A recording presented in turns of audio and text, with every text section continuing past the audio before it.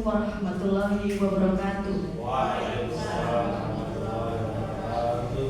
Salam sejahtera bagi kita semua. Yang terhormat Ibu Kepala Sekolah SD Negeri Tritipulono II, yang saya hormati Bapak Ibu guru serta staf atau karyawan yang berbahagia. Puji syukur kita panjatkan kepada Allah Subhanahu wa Ta'ala yang telah melimpahkan rahmat dan nikmatnya sehingga kita dapat berkumpul bersama dalam acara diseminasi penerapan budaya positif yang akan disampaikan oleh Ibu Setiani Hartantur, SPD, calon guru penggerak angkatan 10 Kabupaten Cilacap. Hadirin yang saya hormati, izinkan saya sebagai moderator untuk membacakan susunan acara sebagai berikut. Yang pertama, pembukaan. Yang kedua, mendengarkan lagu Indonesia Raya. Yang ketiga, sambutan dari Kepala Sekolah SD Negeri Tritipulono II. Yang keempat, diseminasi budaya positif. Yang kelima, penutup. Acara pertama adalah pembukaan. Untuk mengawali kegiatan kita di siang hari ini, marilah kita membuka acara ini dengan bacaan basmalah.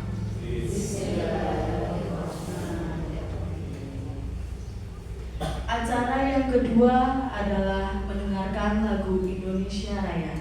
Hadirin dipersilahkan berdiri.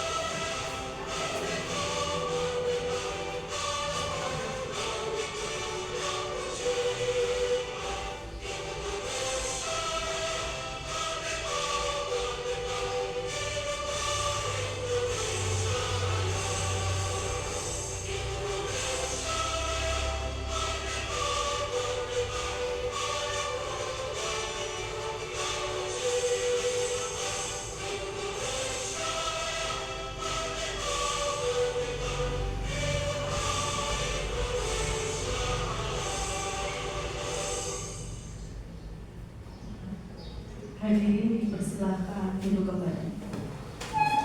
Hadirin yang berbahagia, acara berikutnya adalah sambutan yang akan dibawakan oleh Ibu Sri Lestari selaku Kepala Sekolah SDN Negeri Tritipulono II.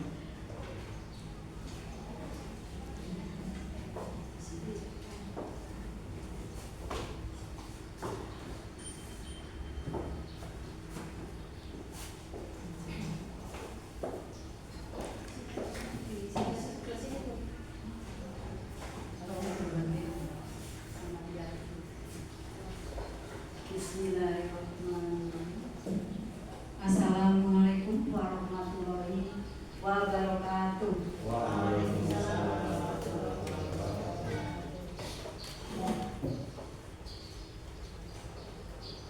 Yang terhormat rekan-rekan guru, Bapak Ibu guru, yang saya hormati dan tenaga kependidikan yang saya hormati pula.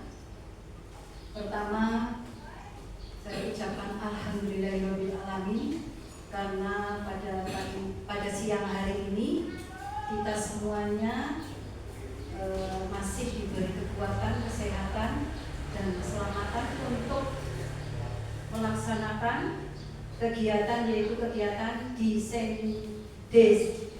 diseminasi penerapan budaya positif kegiatan oleh CGP, yaitu Ibu Eti Setiawi Tantur. Dan saya ucapkan terima kasih kepada teman-teman semuanya yang telah mendukung acara untuk diseminasi penerapan budaya positif. Kaitannya dengan kegiatan ini, saya selaku kepala sekolah hanya mengucapkan beberapa hal yang penting. Yang pertama, saya mendukung sepenuhnya kepada Bu Eti Setiawi Tantur sebagai guru BK untuk melaksanakan diseminasi dan kegiatan yang lain yang hubungannya dengan CGP supaya nanti kedepannya diterapkan di Tritik Kulon juga dan dipraktekkan dalam kegiatan KBM di sekolah, khususnya di Tritik Kulon juga. Semoga nanti kedepannya dengan adanya CGP ini bisa untuk katanya menggerakkan guru-guru yang lainnya, ya, selain yang guru dan nanti diterapkan di sekolah ini sehingga sekolah ini akan lebih maju dan sesuai dengan harapan kita, yaitu baik akademisnya maupun karakternya, ya, adabnya dan sebagainya, yang nanti anak-anak kita menjadi anak yang ilmu pengetahuannya bagus, ya, yang maksimal dan dapat diperhitungkan di luar sana. Hanya itu saja, ya, semoga nanti berjalan lancar dari awal sampai akhir, ya, dan selalu diberi perlindungan oleh Allah Subhanahu wa Ta'ala. Amin. Lancar, sehat selalu, ya, dan mendapat hasil yang sesuai dengan hasil yang diharapkan di sekolah nanti, ya. Untuk kedepannya untuk teman-teman guru juga nanti, ya, ditularkan untuk teman-teman dan anak-anak nanti, sehingga akan menjadi anak yang pintar, bukan akademisnya saja tapi karakternya, budaya positifnya dan sebagainya, ya, yang nanti kita harapkan semua jadi oleh Bapak Ibu guru jadi yang terbaik, ya. Tritik Kulon 2 nanti diperhitungkan di luar sana Tritik Kulon yang paling baik, ya. Itu saja yang dapat saya sampaikan, mudah-mudahan bermanfaat. Kurang lebihnya saya mohon maaf yang seikhlas-ikhlasnya. Wabillahi taufiq wal hidayah. Wassalamualaikum warahmatullahi wabarakatuh.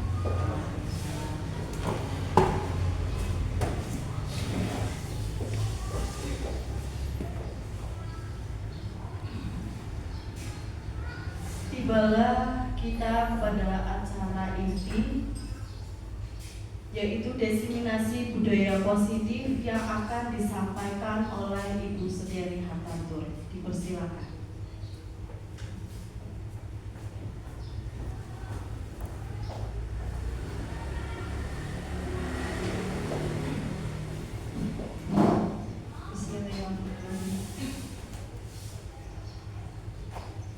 Assalamualaikum warahmatullahi wabarakatuh.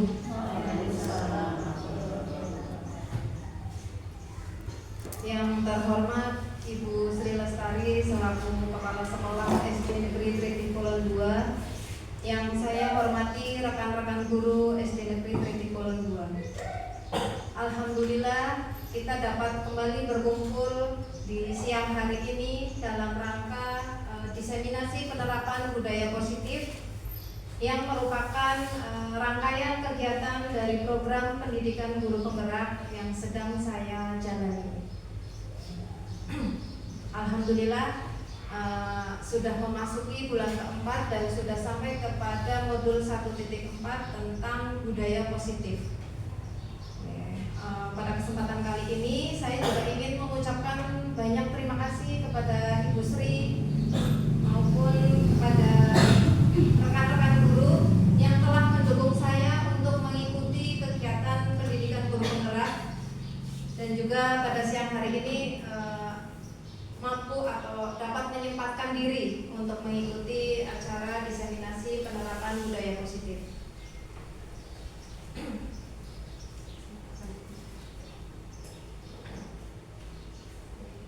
Bapak Ibu yang berbahagia, di acara siang hari ini saya akan menyampaikan pemaparan saya dari apa yang telah saya pelajari dalam modul 1.4, yaitu budaya positif. Salah satu tanggung jawab seorang guru adalah bagaimana menciptakan suatu lingkungan yang positif, yang terdiri dari warga sekolah, dari yang saling mendukung, saling berkolaborasi untuk mewujudkan kebiasaan-kebiasaan baik. Dari kebiasaan-kebiasaan baik tersebut, maka akan dapat menciptakan karakter-karakter yang tertanam dari dalam diri peserta didik kita, sehingga akan membentuk suatu budaya positif.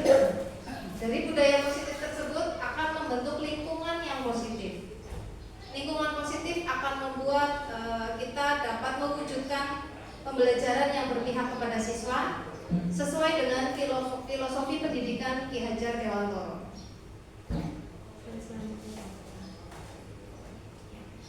Di siang hari ini saya akan memaparkan beberapa konsep inti dari budaya positif.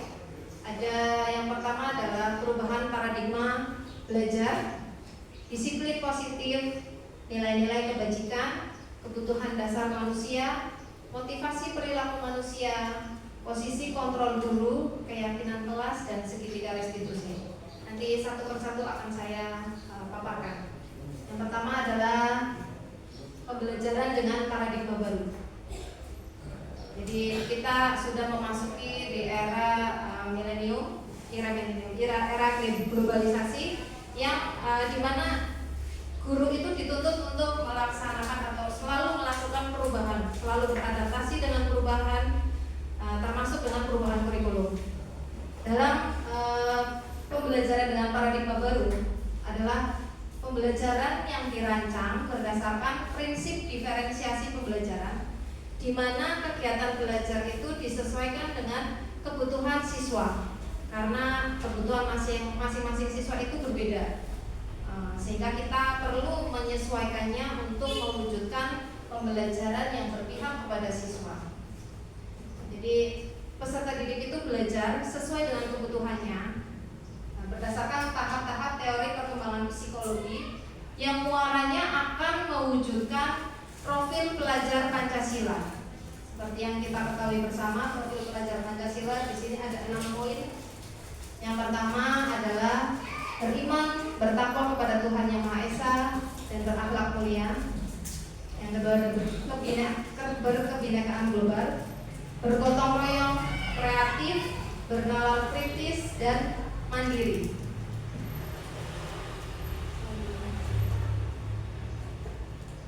Yang pertama kita bahas adalah miskonsepsi tentang teori kontrol. Jadi dalam mengontrol seseorang banyak terjadi miskonsepsi atau kesalahan pemahaman. Nah, antara lain yaitu ilusi tentang guru mengontrol murid.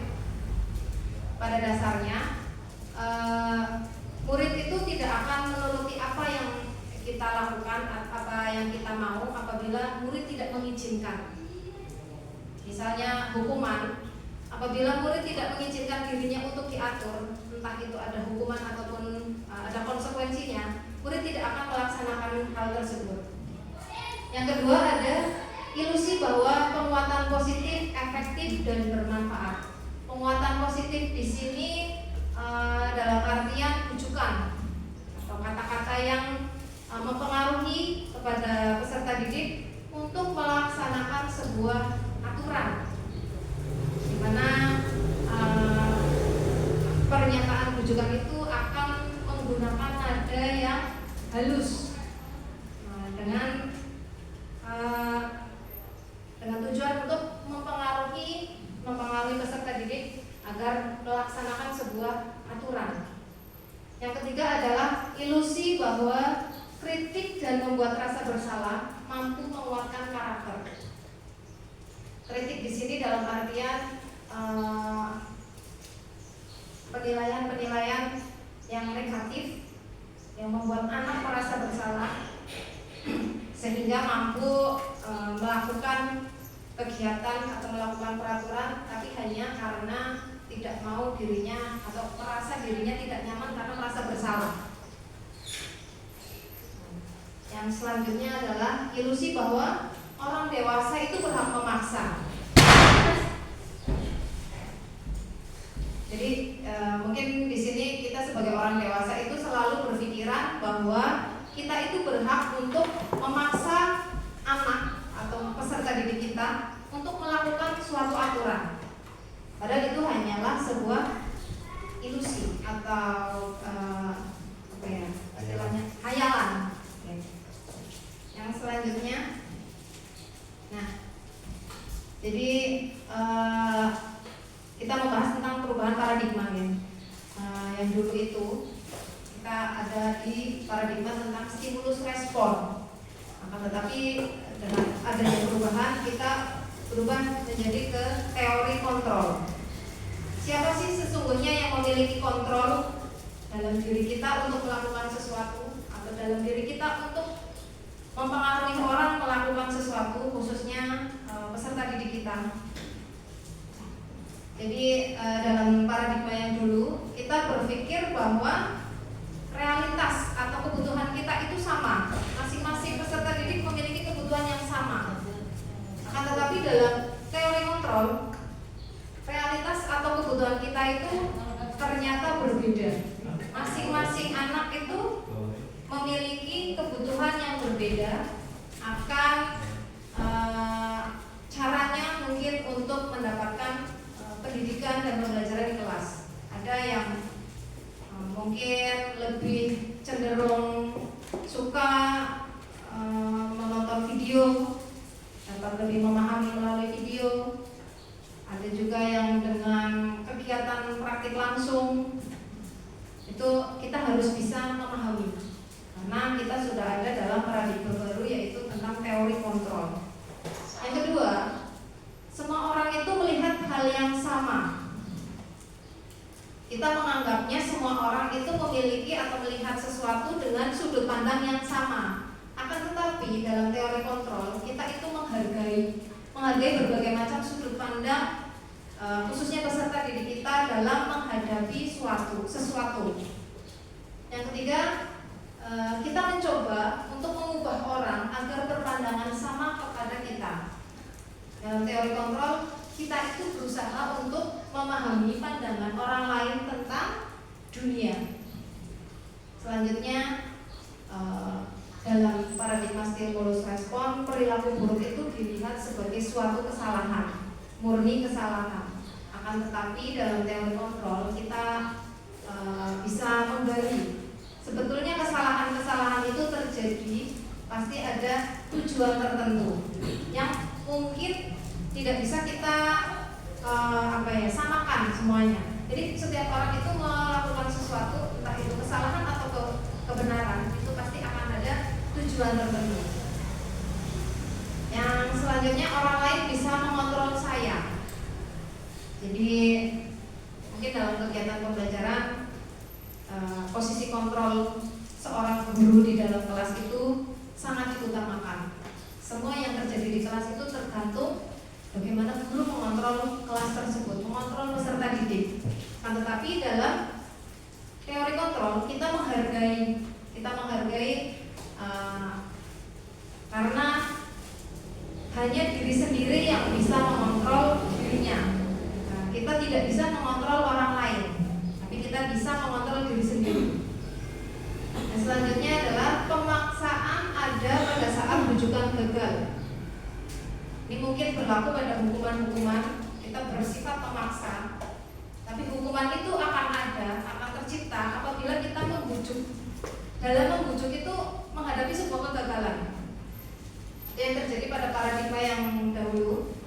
Akan tetapi di paradigma sekarang kita berkolaborasi, kita membuat pilihan-pilihan bagaimana peserta didik dapat menyelesaikan masalahnya dengan solusi yang dia yakini kebenarannya. Nanti akan saya paparkan juga tentang nilai-nilai kebajikan yang ada pada diri siswa, nilai-nilai kebajikan yang ada pada diri manusia. Selanjutnya adalah model berpikir menang atau kalah.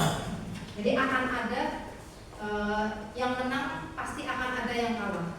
Tetapi dalam teori kontrol semuanya diposisikan dalam posisi yang menang.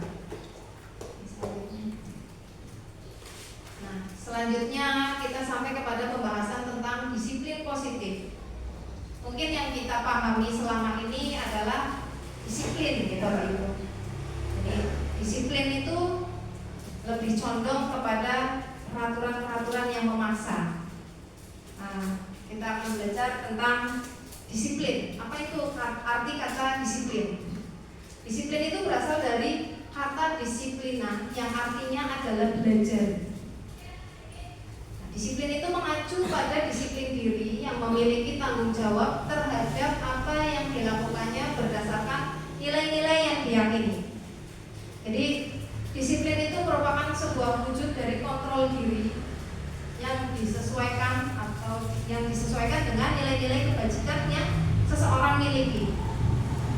Nah, jadi arti kata disiplin ya Bapak Ibu. Kalau disiplin positif itu artinya salah satu cara penerapan disiplin yang bertujuan untuk menumbuhkan kesadaran dari dalam diri siswa tanpa adanya penghargaan, tanpa adanya ancaman maupun hukuman. Jadi disiplin positif itu lebih mengacu kepada kesadaran, kemauan dari diri siswa untuk melakukan sesuatu yang baik menurutnya sesuai dengan nilai-nilai kebajikan yang dia yakini. Nah, sebagai pendidik, tujuan kita adalah menciptakan peserta didik yang memiliki disiplin diri, sehingga mereka berperilaku mengacu pada nilai-nilai kebajikan dan memiliki motivasi dari dalam dirinya untuk melakukan perubahan ke arah yang lebih baik. Jadi disiplin itu berbeda dengan disiplin positif, karena mungkin disiplin itu suatu kata yang harus kita wujudkan, harus lingkungan wujudkan, lebih mengarah kepada motivasi eksternal.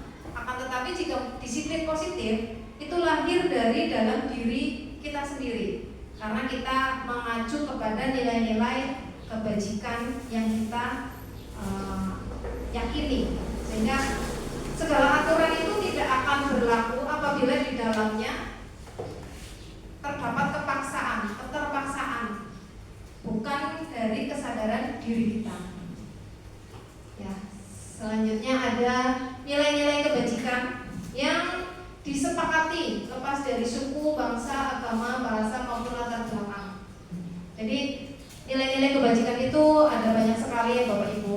Yang saya ambil di sini ada 3 yang menurut saya mungkin jika diterapkan di dalam diri kita, entah itu peserta didik maupun kita sebagai pendidik, itu akan menjadi nilai-nilai yang sangat sempurna ya. Yang pertama itu dari profil pelajar Pancasila, ada 6 nilai. Apabila diterapkan dalam kehidupan siswa, melekat di dalam karakter siswa, insya Allah akan menjadi anak yang bisa memiliki pengendalian diri yang hebat, bisa menempatkan dirinya dalam, entah itu dalam dunia pendidikan maupun di lingkungan sekitarnya. Karena profil pelajar Pancasila itu merupakan muara dari kurikulum Merdeka yang mungkin sudah kita laksanakan 2 tahun ini. Oke. Selanjutnya itu ada Ibu Primary Years Program, ada nilai toleransi, rasa hormat, integritas, mandiri, menghargai, antusias, empati, keingintahuan, dan sebagainya. Mungkin jika nilai-nilai tersebut diyakini oleh kita semua, insya Allah kita akan menjadi manusia yang lebih baik lagi. Selanjutnya ada keterampilan hidup. Jadi tidak hanya di dalam diri kita sendiri, tapi kita juga bisa terjun ke dalam dunia masyarakat. Terjun di dalam dunia masyarakat itu kita harus memiliki keterampilan hidup atau life skill, sehingga kita tidak menjadi manusia yang mungkin berpikiran pendek, ya. Jadi kita bisa memiliki keterampilan hidup seperti dapat dipercaya, lurus hati, pendengar yang aktif, tidak merendahkan orang lain, dan memberikan apa yang terbaik dari dalam diri kita. Selanjutnya adalah untuk program kebajikan atau apresiasi kita, khususnya apresiasi kita terhadap peserta didik kita. Dalam memberikan apresiasi, yang perlu diingat adalah beberapa hal berikut, yaitu memberi pengakuan itu harus secara khusus dan secara klasikal nih, nanti akan menimbulkan kesenjangan atau rasa iri di dalam diri peserta didik yang lain. Selanjutnya adalah beri pengakuan secara pribadi. Dan selanjutnya adalah beri pengakuan kepada semua murid, harus bergantian, karena mungkin seburuk-buruknya atau mungkin murid kita kan pasti ada yang sangat menonjol dalam kebaikan maupun dalam hal yang lebih ke arah negatif. Tetapi dari semua perilaku mereka sebaiknya kita harus memberikan penghargaan. Selanjutnya adalah berilah pengakuan secara konsisten, tidak hanya dalam satu waktu. Kita harus konsisten memberikan, misalnya tidak hanya pada saat murid tersebut mengalami keberhasilan. Ini yang biasa kita hadapi, khususnya di sekolah kita, ketika kita mengantarkan siswa kita lomba, akan tetapi siswa kita mengalami kekalahan. Walaupun kalah, itu juga harus membesarkan hati mereka. Karena pengalaman saya selama menjadi guru kelas 5, alhamdulillah hanya beberapa anak yang mungkin mendapatkan prestasi di lomba-lomba tingkat kecamatan. Jadi saya lebih banyak mengalami anak-anak yang mungkin sedang menyerah atau sedang putus asa karena kecewa dengan hasil lombanya. Nah, di saat itulah kita sebaiknya masuk untuk memberikan pengakuan, memberikan penghargaan kepada dirinya, membesarkan hatinya, sehingga dia tidak menyerah. Dia akan selalu berusaha untuk mencoba, sehingga dia akan menemukan keberhasilan.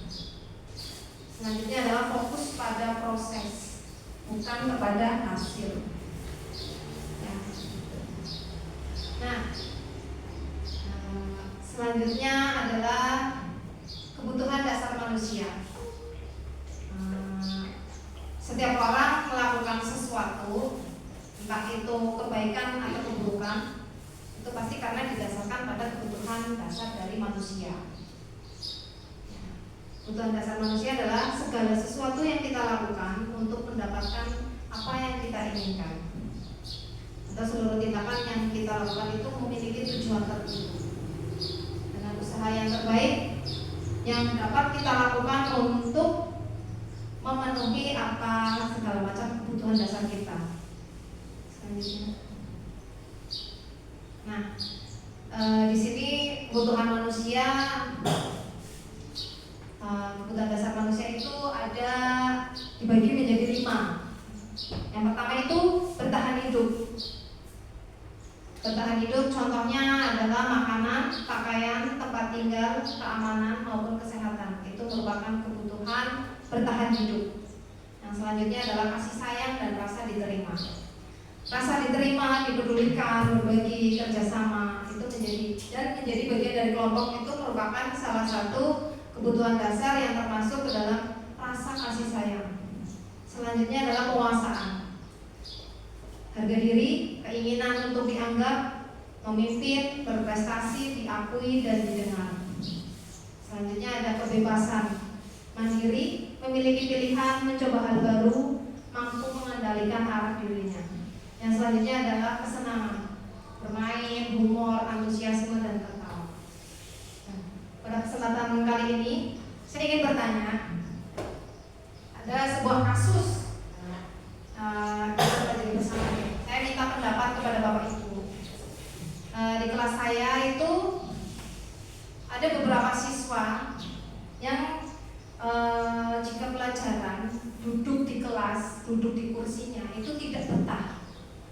Jadi inginnya selalu lesehan, tiduran di depan papan tulis.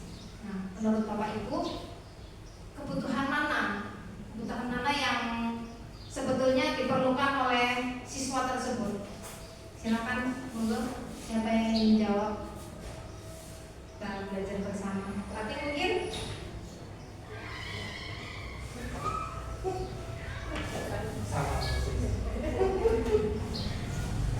Bismillahirrahmanirrahim. Assalamualaikum warahmatullahi wabarakatuh. Terima kasih atas waktunya.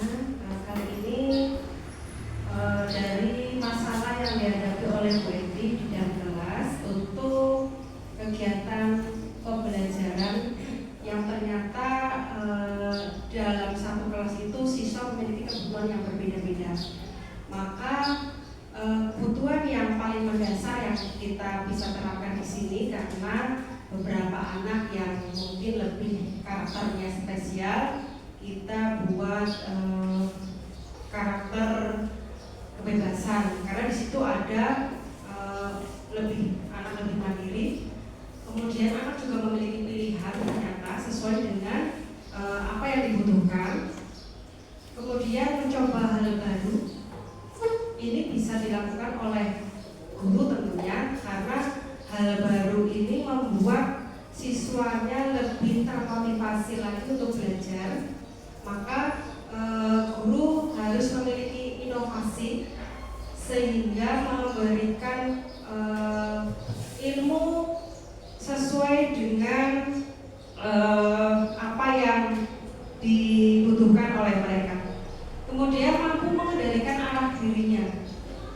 Ini mungkin lebih cocok pada beberapa siswa yang memang terjadi pada kelas Bu Eti. Mungkin Pak Budi bisa menambahkan.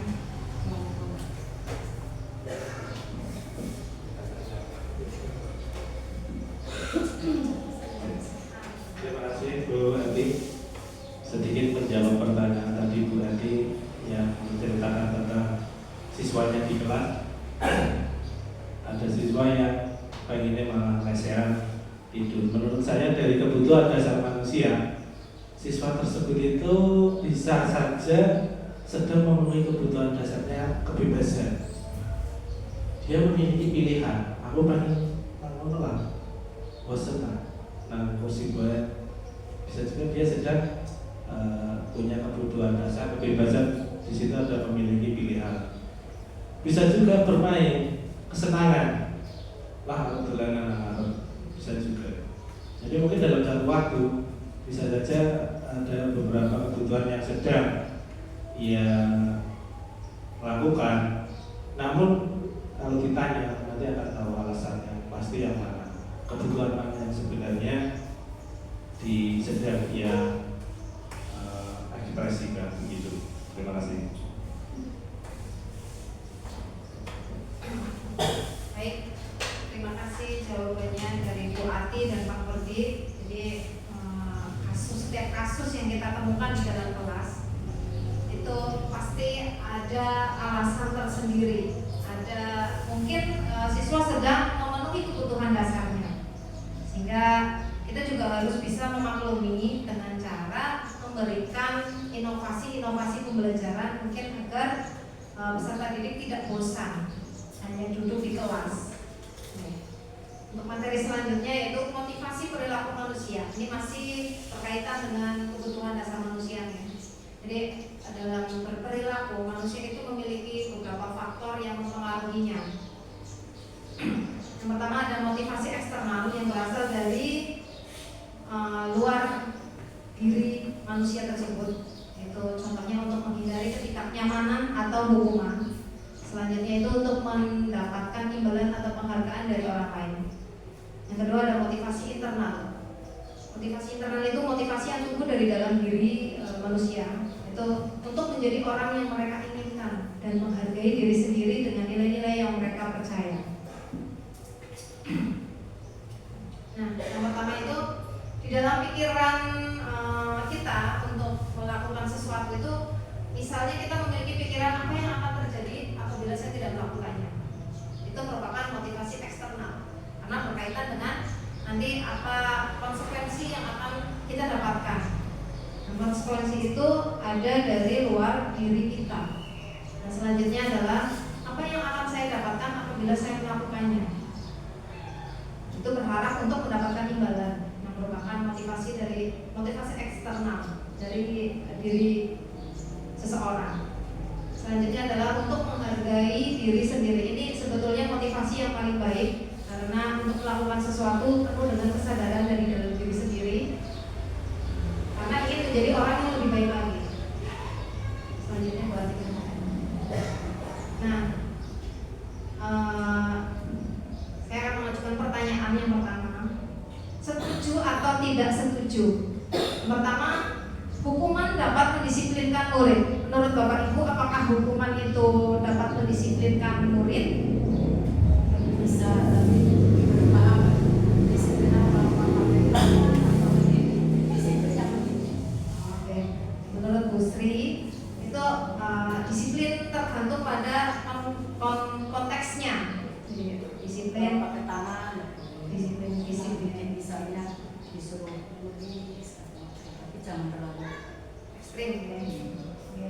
Jadi hukuman lebih kepada hukuman yang bersifat positif, bukan hukuman yang bersifat negatif.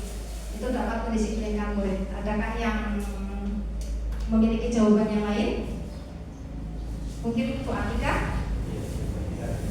Apakah hukuman dapat mendisiplinkan murid?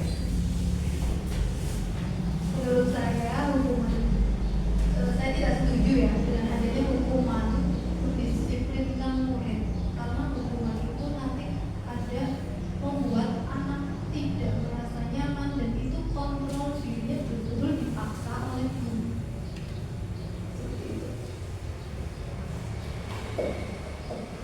Terima kasih Bu Atika dan Bu Sri yang sudah menjawab ya. Jadi ada dua pendapat di sini. Ada yang setuju apabila hukuman itu dapat mendisiplinkan murid tergantung konteksnya, hukuman positif maupun hukuman negatif. Dan ada juga berpendapat bahwa hukuman itu tidak dapat mendisiplinkan murid karena lebih membuat diri siswa itu merasa terancam dan tidak nyaman. Nah, yang kedua adalah pemberian hukuman dengan hal positif dapat meningkatkan disiplin murid. Ini mungkin yang dimaksudkan oleh Bu Sri ya. Memberi hukuman dengan hal positif. Misalnya dengan tadi melukis Ibu, atau mungkin bisa dengan hukuman menyanyi. Yes.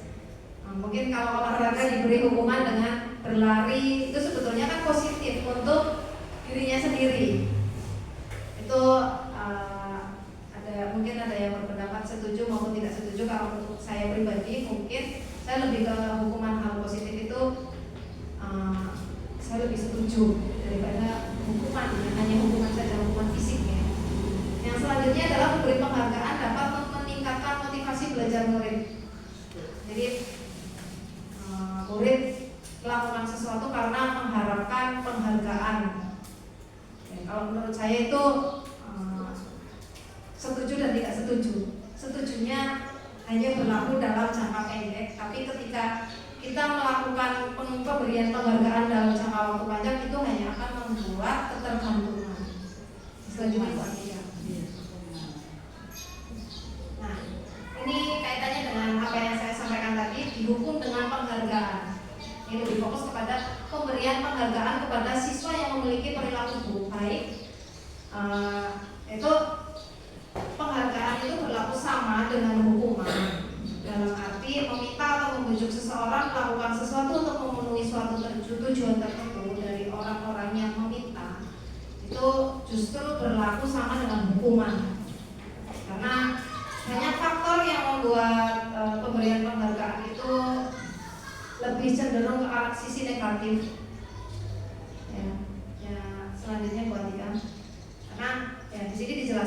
beberapa dampak dari pemberian penghargaan. Pemberian penghargaan itu juga menurut saya kurang efektif. Yang pertama itu karena pengaruh jangka pendek dan jangka panjang. Mungkin ketika kita memberikan penghargaan kepada murid dalam jangka pendek, murid akan lebih tertib atau lebih mematuhi peraturan. Akan tetapi dalam jangka panjang, murid akan mengalami ketergantungan. Jadi mereka akan bersikap baik apabila diberi penghargaan, akan tetapi sebaliknya apabila tidak diberi penghargaan. Yang kedua adalah penghargaan menghukum. Jadi maksud dalam penghargaan penghukum ini, ketika kita memberikan ranking di kelas, mungkin kita memberikan peringkat 1 sampai 10. Nah, yang merasa paling itu kan hanya di peringkat 1, akan tetapi di peringkat 2 dia akan mengalami kekecewaan. Itu sama saja efeknya dengan hukuman. Dan selanjutnya adalah penghargaan menurunkan kualitas. Jadi kualitas pekerjaan, kualitas belajar siswa akan menurun karena mungkin di suatu saat dia diberikan reward. Di percobaan kedua dia tidak diberikan. Di percobaan ketiga dia akan menurunkan kerja kerasnya. Dia tidak akan berusaha semaksimal mungkin untuk mendapatkan perilaku yang baik karena dia sudah merasa kecewa. Aku tidak dapat reward buat apa aku berusaha gitu. Selanjutnya adalah penghargaan tidak efektif. Tidak efektif karena menimbulkan ketergantungan, menimbulkan rasa ketergantungan kepada satu guru. Misalnya saya berlaku baik kepada Bu Ati karena di depan Bu Ati saya akan diberikan hadiah, tetapi saya tidak akan berperilaku baik di depan Bu Eti karena Bu Eti tidak memberikan hadiah. Sebetulnya hal tersebut membuat penghargaan itu menjadi tidak efektif. Selanjutnya adalah penghargaan merusak hubungan. Dengan adanya penghargaan, ketika seseorang mendapatkan penghargaan dan orang lain tidak mendapatkan penghargaan, itu akan menimbulkan rasa kekecewaan. Kemudian akan menimbulkan rasa persaingan. Mungkin hal terburuk yang terjadi itu bisa jadi melakukan segala sesuatu, entah itu baik atau buruk, yang penting saya mendapatkan penghargaan. Malah mungkin bisa jadi kecurangan-kecurangan. Kecurangan itu malah justru akan merusak hubungan. Selanjutnya adalah hukuman, konsekuensi, dan restitusi. Hukuman bersifat tidak terencana atau tiba-tiba. Murid tidak tahu apa yang akan terjadi dan tidak dilibatkan, bersifat satu arah dan merupakan hukuman fisik maupun psikis. Konsekuensi itu jika sudah terencana, disepakati sesuai dengan aturan, murid tetap dibuat nyaman, tapi sikap guru selalu memonitor murid. Yang selanjutnya adalah restitusi. Proses menciptakan kondisi baik bagi murid untuk memperbaiki kesalahan. Proses kolaboratif yang mengajarkan murid untuk mencari solusi sendiri. Nah, di sini kita akan mempelajari tentang 5 posisi kontrol guru. Yang pertama penghukum, pembuat rasa bersalah, teman, pemantau, dan manajer.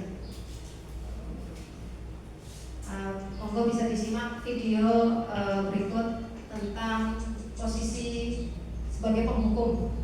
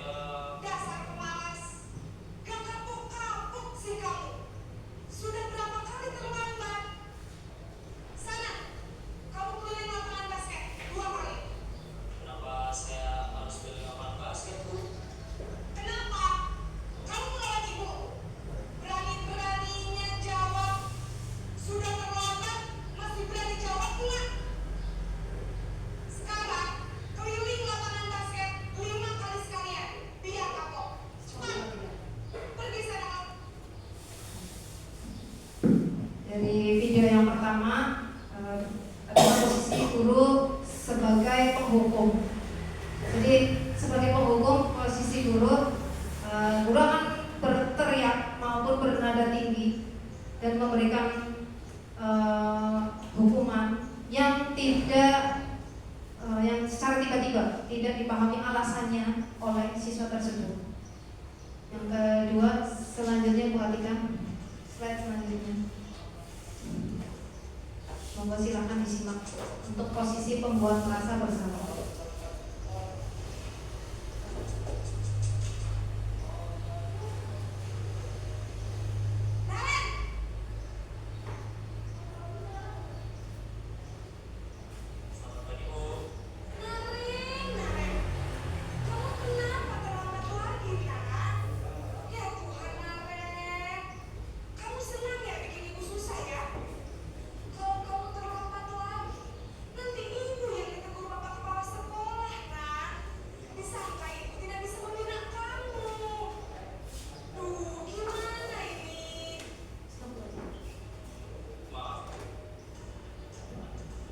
Ya, jadi tadi dalam posisi penghukum itu akan membuat murid merasa rendah diri, ya, merasa tidak nyaman. Dan yang kedua tadi ada posisi sebagai pembuat merasa bersalah.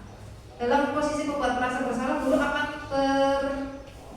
berbicara dengan nada yang lebih halus, akan tetapi membuat siswa itu tidak nyaman karena merasa bersalah, merasa menyalahkan dirinya sendiri. Sehingga posisi pembuat merasa bersalah juga dirasa kurang tepat, ya. Selanjutnya Bu Atika, posisi teman. Sebagai penonton, ya. Posisi teman, ya.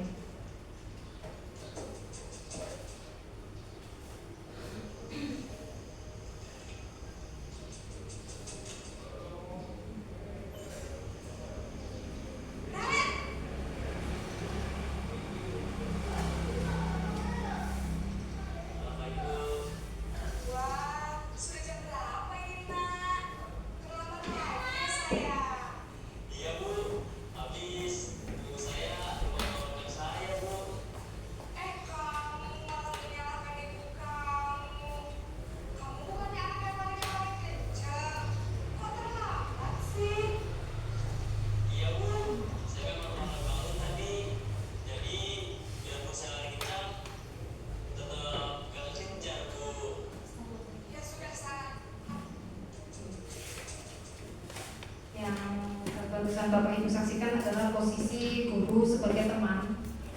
Mungkin secara pandangan kita lebih bisa diterima, ya. Akan tetapi hal tersebut justru akan memberikan efek negatif. Mungkin jadi siswa itu merasa harus mematuhi peraturan pada satu guru karena guru tersebut memperlakukannya sebagai teman, akan mematuhi peraturan dari guru-guru yang lain. Selanjutnya Bu Atika sebagai pemantau.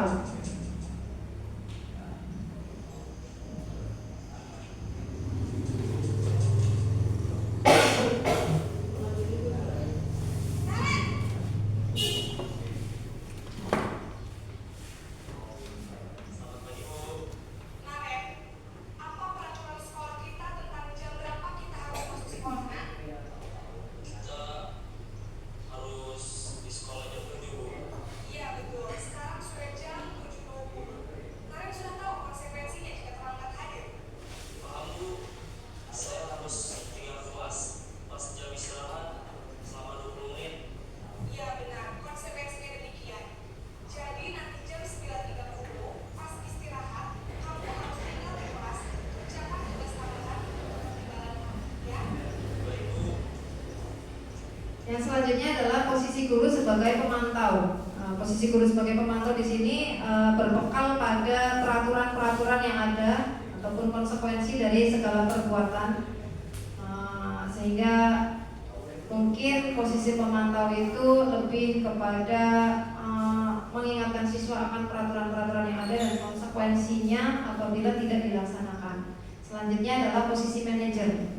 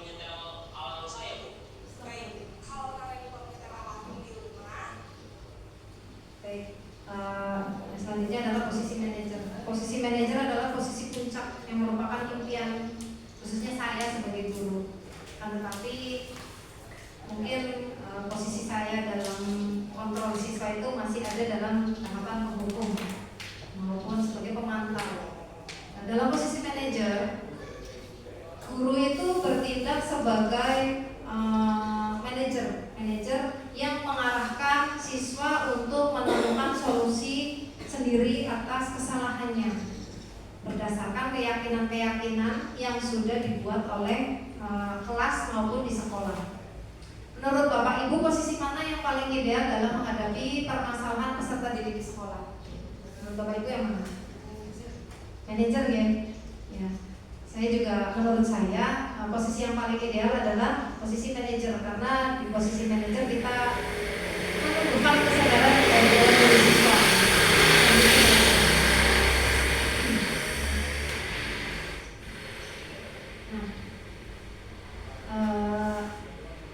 Kita akan mempelajari tentang segitiga restitusi. Segitiga restitusi itu yang dilakukan oleh posisi kontrol guru sebagai manajer. Karena restitusi adalah proses menciptakan kondisi bagi murid untuk memperbaiki kesalahan mereka, sehingga mereka bisa kembali kepada kelompok mereka dengan karakter yang lebih kuat. Restitusi merupakan proses kolaboratif yang mengajarkan murid untuk mencari solusi untuk masalah mereka dan membantu murid berpikir tentang orang seperti apa yang mereka ingin menjadi atau tujuan mulia yang ada dalam diri siswa dan bagaimana harus memperlakukan orang lain. Selanjutnya, dalam segitiga restitusi ini sebaiknya kita memang melakukan segitiga restitusi jika kita menghadapi permasalahan siswa, atau kita menemukan kesalahan siswa atau menemukan permasalahan. Yang pertama itu segitiga restitusi ada 3 langkah. Yang pertama adalah validasi tindakan yang salah. Pertama menstabilkan identitas, menstabilkan identitas itu dengan langkahnya dengan mengatakan bahwa setiap orang itu pasti pernah melakukan kesalahan. Kamu itu bukan satu-satunya yang pernah melakukan ini. Itu termasuk dalam tahap menstabilkan identitas. Yang kedua adalah validasi tindakan yang salah. Kita tanyakan alasan siswa tersebut melakukan kesalahan, dan kita tanyakan juga cara yang lebih efektif agar siswa itu mendapatkan apa yang mereka butuhkan. Yang ketiga adalah menanyakan keyakinan kelas apa yang telah kita sepakati. Kamu ingin menjadi orang yang seperti apa? Nah, ciri-ciri restitusi. Yang pertama adalah bukan untuk menebus kesalahan, namun untuk belajar dari kesalahan. Itu baiknya restitusi ya.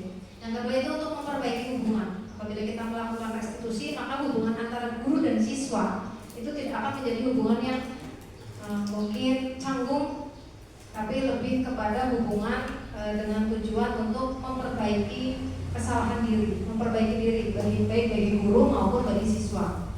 Yang selanjutnya restitusi itu tawaran bukan paksaan. Karena restitusi bukanlah hukuman. Yang keempat, restitusi menuntun untuk melihat ke dalam diri. Yang kelima, restitusi mencari kebutuhan dasar yang mendasari tindakan. Enam, restitusi diri adalah cara yang paling baik. Restitusi fokus pada karakter bukan tindakan, karakter yang ingin kita bangun dalam diri siswa. Restitusi fokus pada solusi bukan pada hukuman maupun konsekuensi. Yang selanjutnya adalah restitusi mengembalikan murid yang berbuat salah pada kelompoknya dengan karakter yang lebih baik. Nah, berikut video restitusi yang kemarin sudah saya lakukan dengan salah satu siswa di kelas 5. Silakan bisa disimak.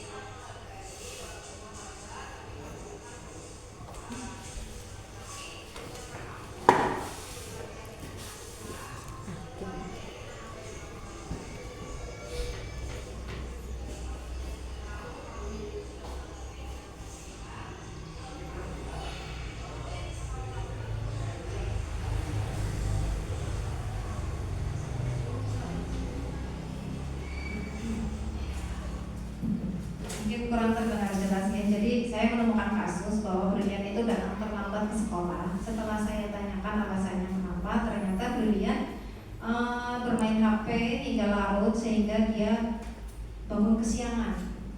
Nah, di sini saya juga menghargai, walaupun terlambat tapi Brilian masih mau berangkat ke sekolah. Dan saya membujuk atau mengarahkan Brilian untuk menemukan solusinya, yaitu dengan tidak bermain HP hingga larut sehingga bisa bangun lebih pagi dan tidak terlambat datang ke sekolah. Selanjutnya Bu Adi. Nah, selanjutnya adalah keyakinan kelas. Ini berkaitan dengan restitusi, karena restitusi selalu ditanyakan apa keyakinan yang telah kita sepakati. Mengapa keyakinan kelas? Mengapa bukan peraturan kelas? Selanjutnya Bu Adi. Nah, di sini saya memiliki beberapa gambaran atau beberapa contoh. Yang pertama adalah mengapa kita memiliki peraturan harus menggunakan helm apabila mengendarai kendaraan roda 2. Ini bukan hanya peraturan ya, tapi di sisi lain kita juga menanamkan nilai keselamatan. Ini nama buat Bapak Ibu. Jadi bukan hanya peraturan, tapi karena kita yakin kalau kita menggunakan helm, kita akan kemungkinan tidak selamat itu sangat kecil. Jadi kemungkinan kita akan selamat dari kecelakaan. Mungkin kalau kecelakaan tidak menggunakan helm kita mungkin akan lebih parah, tapi kalau menggunakan helm kita akan terlindungi bagian kepala kita. Nah, selanjutnya, mengapa kita memiliki peraturan menggunakan masker, mencuci tangan dan menjaga jarak 1,5 meter? Itu mungkin terjadi ketika COVID ya. Itu juga karena kita yakin dengan melaksanakan peraturan 3M kita akan terhindar dari wabah COVID ya. Jadi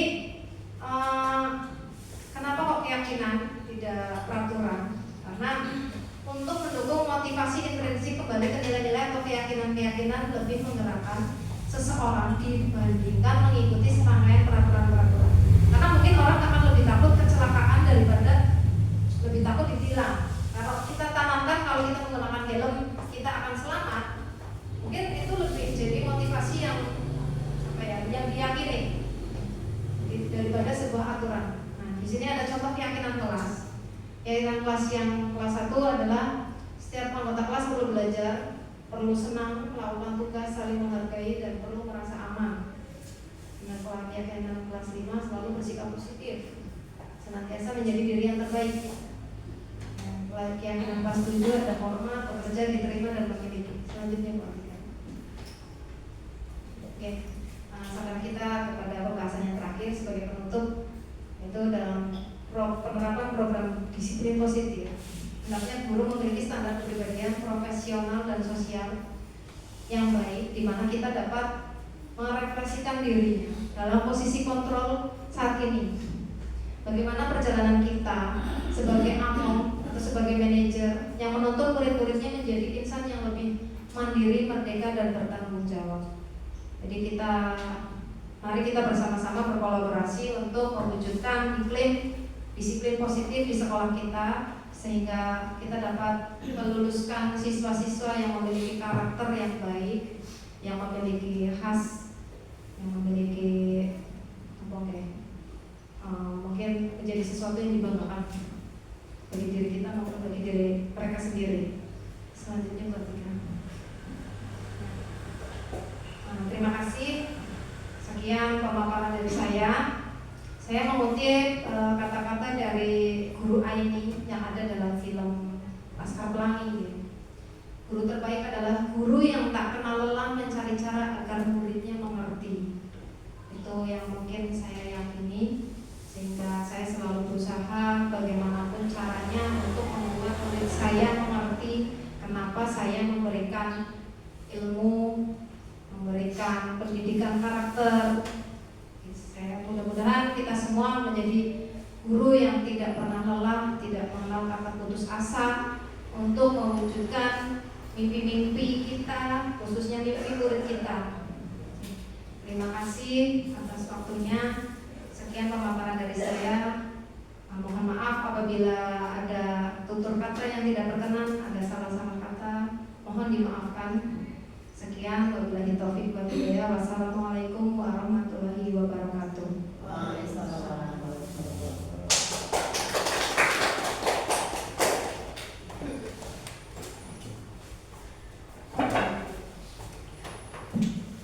Alhamdulillah, usai sudah pelaksanaan acara pada hari ini. Semoga apa yang sudah dipaparkan oleh Bu Eti bermanfaat bagi kita semua. Saya selaku moderator memohon maaf atas segala kekurangan baik perilaku saat membawakan acara. Mari kita tutup acara ini dengan